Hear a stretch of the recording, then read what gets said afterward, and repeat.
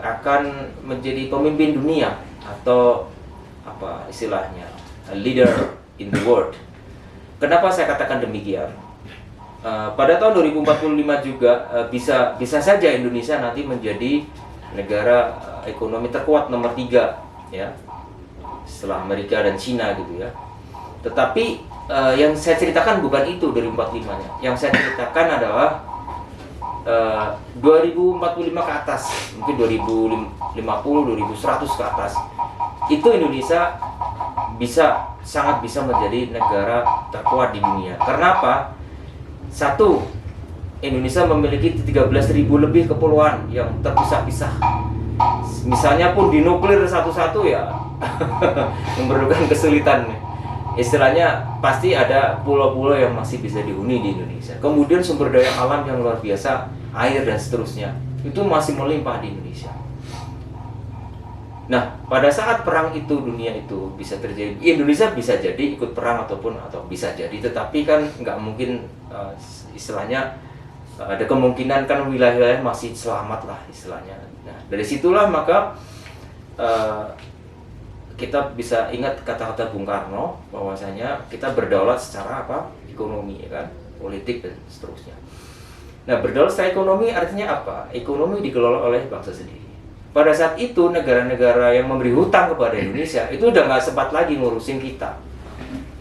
Jangankan ngurusin Indonesia yang ngutangin kita, ngurusin dirinya sendiri mungkin udah hancur-hancuran. Kenapa? Tadi sudah saya sebutkan, karena Perang Dunia III dan karena musibah bencana alam, atau disebut juga dengan istilah ilmiahnya itu adalah namanya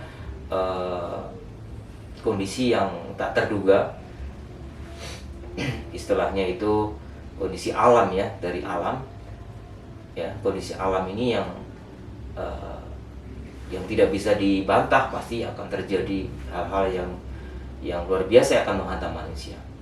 Nah, saat itu Indonesia kalau dipersiapkan menjadi negara pemimpin dunia atau menjadi leader around the world, itu sangat bisa. Nah, peradaban bintang itulah makanya salah satunya yang harus dikuatkan adalah masalah ekonominya dulu. Ekonomi mengelola sumber daya alam yang ada tanpa tekanan dari yang lain atau asing. Nah, oleh karena itu tadi persatuan dan kekuatan dari semua itu harus disiapkan dari sekarang, bagaimana mengelola secara baik dan benar, dan terutama pangan. Kita bisa mengenal bahwasanya pangan itu apabila kita menguasai pangan dunia, maka kita menguasai dunia. Saya kira pangan itu hal yang sangat penting, dan kalau kita lihat mulai dari sekarang kita menanam di mana-mana pasti bisa. Karena kita punya musim, yaitu musim kemarau dan musim hujan. Dan ini tidak ada di negara-negara lain, akan kesulitan karena mereka ada salju dan sebagainya. Kalau di Indonesia sangat memungkinkan untuk menanam tanaman-tanaman apa saja. Oke, nanti kita lanjutkan dengan materi berikutnya. Ini baru pembukaan, sampai ketemu lagi di sesi berikutnya.